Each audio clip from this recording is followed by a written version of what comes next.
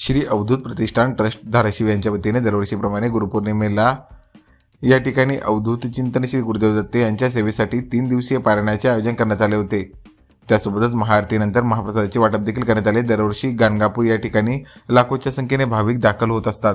त्यांची सेवा श्री अवधूत प्रतिष्ठान ट्रस्ट मागील 10 वर्षापासून अखंडित दर महिन्याला करत आहे। साधारणतः 1,500 ते 2,000 भाविकांसाठी महाप्रसाद वाटप या ठिकाणी करण्यात येतो।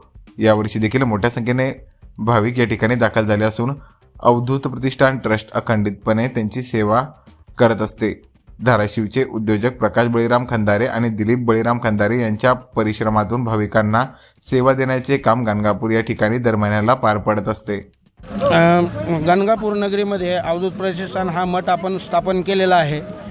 गेल्या 10 वर्षापासून आपण अखंड सेवा करीत आहोत। दर पौर्णिमेला 1,500 ते 2,000चं आपण अन्नदान करतो आणि येणाऱ्या भक्ताला आपण वाटत असतो।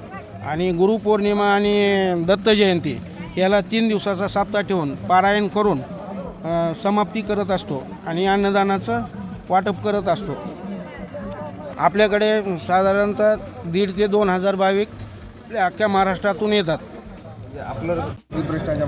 आम्ही गेल्या 10-11 वर्षापासून श्री क्षेत्र गाणगापूर या ठिकाणी महाराष्ट्राची परंपरा वारकरी संप्रदायाच्या वतीने या ठिकाणी हरिकीर्तन, हरिजागर आणि दत्तप्रभूंची सेवा अवधूत प्रतिष्ठान धाराशिव जिल्हा महाराष्ट्र या माध्यमातून महाराष्ट्रातील भाविकासाठी आणि येणाऱ्या अनेक या कर्नाटक आमच्या बाहेरून येणाऱ्या सर्वांनाच या ठिकाणी मोफत सगळे आमच्या धाराशिवकरातर्फे या ठिकाणी सुविधा आणि सोय केली जाते आणि दत्तप्रभूंची सेवा करण्याची संधी मिळाली जाते। प्रत्येक महिन्याला या ठिकाणी पौर्णिमेला या मठात अनेक प्रकारचे उपक्रम राबवले जातात। सामुदायिक पारायण सोहळा, दत्त गुरुचरित्र पारायण अशा प्रकारचे विविध प्रकारचे कार्यक्रम, कीर्तन, भजन या ठिकाणी साजरं केले जातं आहे।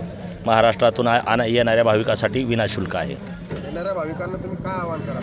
येणाऱ्या भाविकांना या ठिकाणी शिस्तीचं पालन करावं, स्वच्छतेचं आणि अध्यात्माकडे वाटचाल चालावी आणि माणुसकी धर्म वाढावा, माणसाने माणसासारखं वर्तन करावं अशा प्रकारचा संदेश देण्याचं काम आम्ही करतो।